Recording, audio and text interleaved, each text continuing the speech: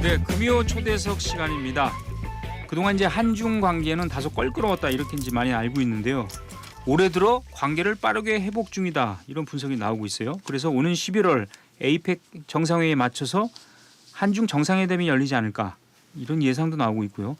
그래서 오늘 금요 초대석은 한중 관계 그리고 북한과 중국 간의 관계 그리고 미국과 중국 간의 관계까지 모두 궁금한데 중국 전문가 자칭 타칭 그렇게 부르고 있습니다. 이국봉 중국 시베이 우리말로 서북사범대 석자 교수가 나오셨습니다.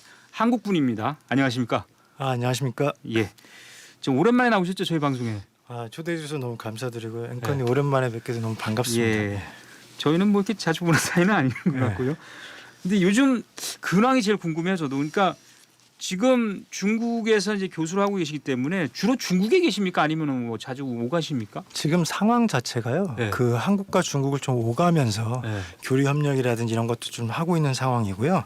간략하게 조금 이제 최근 상황 좀 말씀드리면요. 놀랍게도 이제 깐수성, 네. 깐수성의 그 정협 최고 지도자를 주석님과 최근에 좀 회견하고 이렇게 돌아왔고요. 8월에는 이제 깐수성 정부 대표단이 약 한 50명 정도가 방한했는데 저는 그때 교과부 그쪽이랑 해가지고 이제 12일 사범대 해가지고 한국의 한 5개 대학들과 교류 협력 진행하고 지금 그렇게 하고 있습니다. 예, 알겠습니다.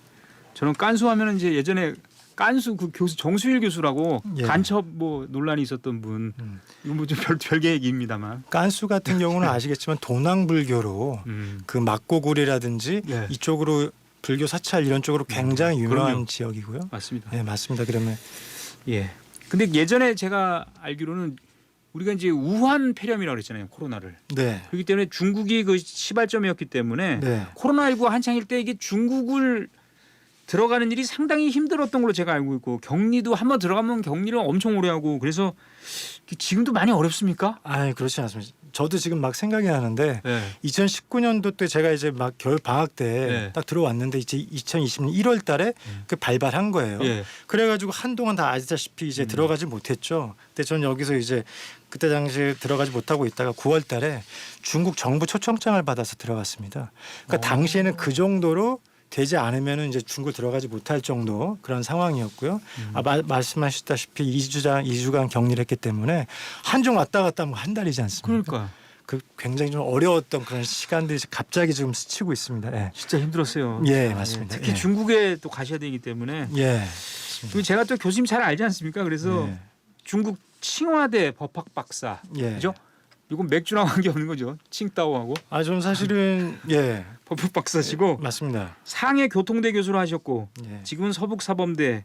그러니까 이게 옮기신 과정도 좀 궁금하거든요. 저는. 그리고 석자 교수는 우리나라로 치면 거의 이제 사회에서 굉장히 이제 큰 활동을 한 다음에 막바지에 하는 교수인데 이렇게 젊은 분이 이렇게 석자 교수를 하십니까? 사실 저는 개인적으로 좀 중국하고 좀 특별한 좀 인연의 힘이 작용하는 것 같기도 하거든요. 칭화대에서 제가 공부하고 정치 이쪽으로 공부했을 때는 사실은 저희 과의 직속이 또 이 시진핑 지금 주석 그 라인이고요. 그 다음에 이제 졸업하고 난 다음에 칭화대에서 좀 추천을 해줬어요. 그래서 상해교통대를 갔는데 상해교통대 교편을 다녔는데 거기는 또 장점인 주석이죠.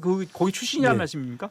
맞습니다. 거기서 졸업을 했고요. 졸업을 하셨고요. 그다음에 이번에는 이제 깐수성 초청으로 받아가지고 방한했다가 이제 사실은 사범대라고 하면은 이제 우리 교사만 양성한다고 생각하지만 지금 종합대학이거든요. 시베에 있는 사범대 한 3만 명 정도 되는 규모의 그 대학에서 일정을 받아서 교류하다가 전혀 생각지도 않게 방금 앵커님께서 말씀하신 그런 석좌 교수 디스팅기시드 프로페서 이걸 5월 달에 받게 됐습니다.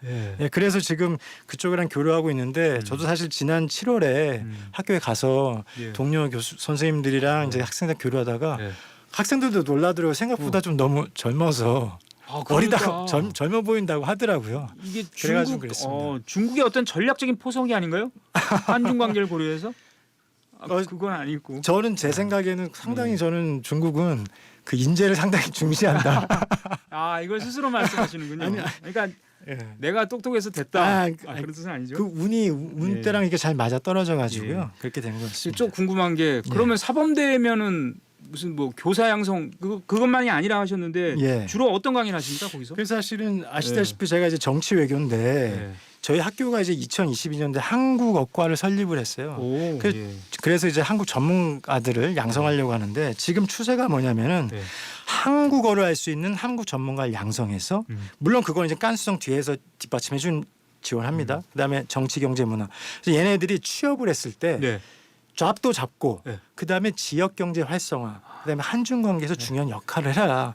이게 어떻게 보면 이렇게 하나의 어떤 유기적인 네. 생태계 시스템처럼 그런 식으로 되고 있고요. 저도 그래서 여기서 이제 가칭, 뭐 중한 언어 문화 교류 연구센터 이런 걸 네. 지금 학교에서 만들 예정이거든요. 그거 관련돼서 이제 작업을 하고 그러면 있습니다. 한국말도 가르치고 뭐 이런 측면도 있네요. 맞습니다. 그죠? 그 학생들은 네, 이제 한국어를 잘하는 게 중요하기 그것도 때문에 중요하니까. 일반적으로 소통하고 할 때야 뭐 중국어로도 하지만 그렇습니다. 그리고 우리 교수님께서 국회에 한중 이건 뭐 한국 한중의원 연맹이라고도 하던데 맞습니다. 한중의원 연맹 초대 사무국장을 하셨잖아요. 맞습니다. 이건 예. 뭡니까? 국회의원들 간의 교류입니까? 그러니까 2022년도가 아시다시피 한중수교 30주년이었는데요. 네. 그때 이제 중국에서 전인대 우리 국회격이죠. 네. 리잔스 위원장께서 오셨고 김진표 의장님께랑 말씀하시면서 상호간에 이제 안정적인 의회 간의 교류, 의회 외교를 하기 위한 그런 저기는 전인대, 우리는 이제 한중의원연맹 만들어서 소통과 민심을 좀 반영해서 한중 관계가 좀 어렵고 할 때 그 법제화할 수 있는 것들은 그런 정책적으로도 뒷받침하면서 이런 거를 공식적으로 하기 위해서 연맹을 만들었고요. 그때 제가 이제 연맹 사문 총괄을 맡아가지고 이제 들어가게 됐습니다. 예. 그래서 활동은 이제 마치신 거죠, 그 사무국장. 예, 거기서 지금 나와 있는 상태입니다. 나와 있는 예. 상태고. 21대에서 22대로 국회가 넘어가면서 됐으니까. 보통 의원연맹이면 이렇게 축구도 하고 그러던데 그런 건 아직 안 했죠. 그건 따로 있고요. 따로 또 있으니까 그 연맹도 또. 따로 있고요. 아. 저희는 이제 네. 그렇습니다. 알겠습니다. 그리고 앞서가 잠깐 말씀하셨습니다만 지난 8월 말에 중국 깐수성을 방문해서 최고 지도자 정엽 주석과 회견을 하고 오셨는데 정엽은 우리나라 치면 어떤 위치입니까? 그게 그러니까 정엽 주석이라는 게. 사실 중국 정치 조직을 보면요. 네. 당, 서기, 네, 그렇죠. 당정 해서 이제 총리나 이렇게 되고요. 그다음에 인민 대표, 그다음에 정엽. 이 네 가지가 중국 정치의 모든 지역 스타업 반즈라고 해서 네 가지 기둥입니다. 네. 최고 지도자들 4명인 거죠. 이제 거기서 이제 저를 초청을 해주셔가지고 파격적으로 좀 예우를 받고 그다음에 우리가 이번에 갈 때는 부산에 그 차이나 비즈니스 포럼이라고 중소기업 대표단들이 같이 참여를 했어요. 그런 게 있어요, 포럼이? 예. 부산에? 그래서 네. 같이 가가지고 이제 했는데 다들 이제 굉장히 특별한 경험이 없다고 하는데 네. 그 중에 하나가 뭐냐면은 성정부에서 각 국 실장들이 나와서 지금 깐수성의 산업 현황이라든지 그다음에 우리하고 또 교류할 수 있는 부분 또 우리가 이제 기업에 참관한다는 시찰 같은 거 할 때 좀 이런 것들 다 안배려 줬습니다. 그래서 이제 그런 부분들에 대해서 했었고요. 사실 근데 그 과정 속에서 좀 느낀 게 좀 있는데 정말로 깐수성이 한국과 그다음에 부산과 이렇게 교류하고 싶어 하는구나라는 걸 정말 느꼈고요. 그다음에 이제는 좀 새로운 차원의 어떻게 보면 한중 대화라고 할까요? 좀 이제 직접적으로 예. 이제 민간 기업하고도 소통할 수 있는 이 혁신적인 플랫폼 만들자. 그리고 또 하나가 이제 깐수로 직접 가는 이제 직항이 없는데 없구나. 그런 것도 좀 놔야 되지 않겠나. 그런 논의들을 좀 하고 왔습니다. 근데 뭐 유독 부산하고 이렇게 하고 싶어 합니까? 부산이 아무래도 아무래도 좀 사실 다른 것도 당연히 저희 이제 열려 있는 거고요 하는데 특히 부산이 갖고 있는 장점 가운데 하나는 아시겠지만 이 깐수성 같은 경우 완전 내륙이에요. 모든 계절 다 가지고 있는데 부산은 해양이 바다가 있지 않습니까? 그런 부분도 상당히 매력적인 포인트고 또 우리 부산은 또 제2 도시고 그런 부분들이 좀 작용했습니다. 교수님 말씀 들어보니까 예. 한국과 중국 두 나라의 지방 자치단체들끼리 교류가 활발해질 필요가 있고 그럴 가능성은 아직은 모르겠습니다만 그죠? 필요성은 굉장히 느끼시고 계신 것 같은데. 근데 사실 어떻게 보면 역설적인데 국제 정치가 좀 예측하기 좀 어려운 상황으로 좀 가는 국면이 있고요. 또 한중 관계가 조금 미묘한 지점이 좀 있는데 오히려 이런 점에서 좀 민생을 좀 앞세우는 지방자치 단체들과 또 중국과의 관계에서 상호 방문하고 교류 협력하는 것이 최근 들어 부쩍 좀 늘고 있다는 그런 걸 좀 피부로 느끼고 있습니다. 예를 들면 최근에 이제 상반기만 해도 윤영성 서기 경기도 방문, 그다음에 강소성의 서기 또 우리 경기도 방문, 그다음에 최근에 또 인천시장께서 또 그 윤영성 방문, 그다음에 중국의 시장 자치구의 대표단이 또 경남도 방문, 그다음에 또 7월, 8월 달에 우리 깐수성에서도 방한하고 제가 알고 하는 것만 해도 적지 않거든요. 많네요. 그러니까 지방자치단체들 간에 지방정부 간의 그런 교류가 오히려 중앙정부 차원에서 조금 소통이 어려울 때는 그 오히려 지자- 약간 예, 좀 지자체로. 우회를 하면서도 예. 오히려 더 활발해지는 경향도 있는 것 같고요. 사실 또 중요한 거는 예. 실질적인 좀 성과를 내는 부분이 중요한데 그런 점에서 사실 이번에 저희가 갔던 네, 그런 낸 거예요? 부분들이 예. 아무래도 좀 깐수나 부산 앞으로 정기 포럼이라는 형태를 통해서 좀 안정적으로 기업인들이 참여할 수 있는 이런 것들을 구상해봤다 이렇게 좀 말씀드릴 수 있을 예. 것 같습니다. 최근에 뉴스가 나왔습니다. 한중 외교장관이 만났는데 예. 11월이면 미국 대선이 끝난 다음이죠. 페루에서 뭐가 열리냐면 세계 최대 지역 경제 협력체인 APEC 정상회의가 열립니다. 거기서 고위급 교류를 이어나가기로 했다. 이 얘기는 뭐냐면 시진핑 주석이 당연히 관례로 참석하기 때문에 맞습니다. 윤 대통령하고 음. 양국 정상회담을 추진하겠다라는 뜻으로 해석이 됩니까? 저는 그렇게 생각이 듭니다. 일단 우리가 일단 최근 국제 정세 희비 역학 관계에 대해서 조금 이제 생각 좀 해볼 필요가 있을 것 같은데요. 지금 미국이 대선을 앞두고 있는 상황이잖아요. 예. 바이든이 사실 재선을 포기하면서 못 나가는 상황 속에서 사실 어떻게 보면 초유의 상황으로 그 국제 리더십에서 미국의 리더십이 사실 좀 공백 상태가 약간 그렇습니까? 예. 된 상태인데 그래서 사실 국제사회가 예측이 좀 어려운 불안정한 상태가 좀 지속될 수도 있다고 생각됩니다. 그런데 당연히 이런 상황 속에서 그 불안정한 것을 안정한 것을 계속 관리하기 위한 노력들이 국가별로 필요한데 바로 이 지점에서 한국과 중국이 좀 접점으로 만나는 점이 있다. 이런 생각이 듭니다. 예. 예를 들면 예. 최근에 이제 북한이 이제 러시아에 무기를 제공한다든지 맞아요. 상호 포괄적 전략 군사 동맹식의 그런 것들 맺으면서 북러가 굉장히 밀착하고 있잖아요. 그런데 그러면서 러시아가 한반도 문제에 상당히 좀 많이 개입을 하고 있고 북한은 이 시점에서 상대적으로 중국과의 어떤 의존도를 좀 떨어뜨리려고 하는 이런 부분들이 좀 보이고 있다는 거죠. 예. 근데 사실 중국은 러시아와의 관계도 있고 북한과의 관계도 중요하지만 자칫 한반도가 어떻게 보면 통제 불능의 상태로 가면 그런 불안정한 상태로 가면 좀 우려를 하고 있기 때문에 이런 점에서 안정이라는 점 갖고 한국과 중국이 지금 좀 접점이 맞아 들어가면서 회복되고 이제 지도자 간의 만남도 지금 이제 모색하고 있는 거 아니냐 이렇게 지금 볼 수 있을 것 같습니다. 예. 한중 정상회담은 2022년에 한 번 했고요. 예. 그리고 왕이 외교부장 최근 발언을 보면 에이펙이 이제 내년에 한국에서 열리잖아요. 맞습니다. 거기서 예. 성과를 내도록 협력하겠다. 이 얘기는 시진핑 주석이 이제 11년 만에 오게 되면 11년 만이에요.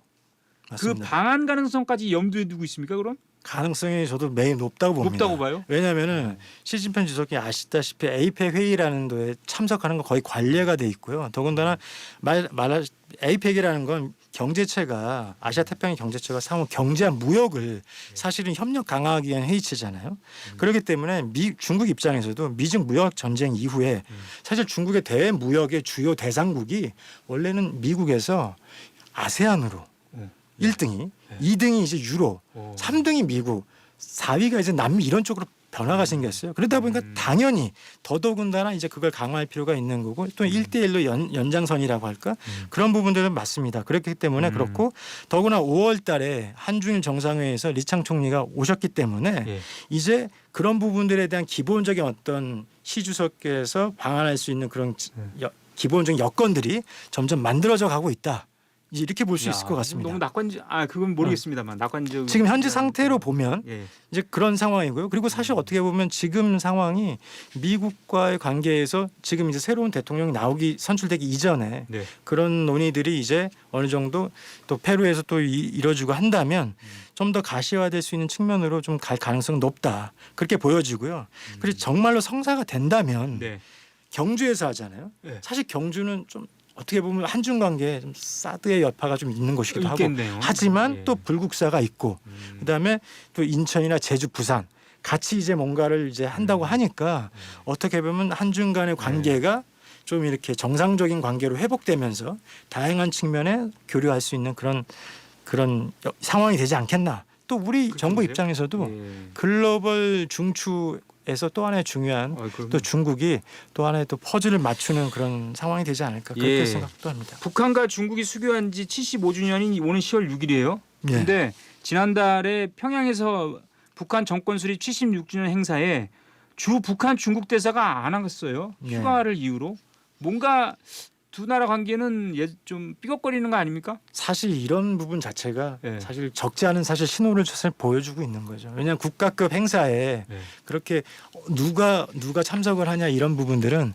그 나라에 대한 또 예우고 격과 관련된 부분이기 때문에 사실은 좀 정치적인 해석이 좀 있을 수 있는 부분이 있습니다. 예. 지금 이런 관측이 있어요. 그러니까 이제 이런 분위기로 봐서 북한이 대선 전후에 초대형 군사 도발을 할 것이다. 이게 뭐냐면 7차 핵실험 같은 거요.